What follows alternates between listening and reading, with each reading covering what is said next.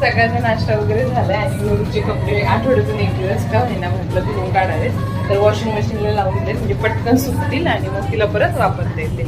आईंनी मागच्या गुरुवारी देव धुतले नव्हते, तर त्यांनी आज देव धुवायला काढले आणि मग म्हटलं उद्या पौर्णिमा पण आहे तर त्याची तयारी चालू आहे.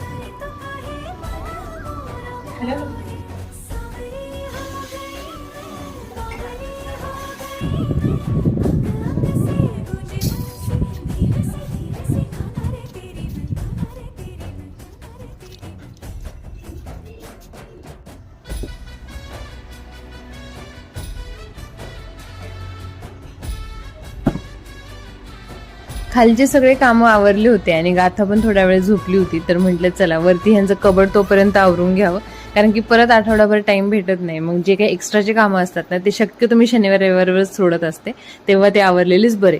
नंतर उद्या नाश्त्यामध्ये बनवायचा होता डोसा, त्यासाठी हे संध्याकाळी वाटून घेतलं. Thanks for watching. Shri Swami Samarth.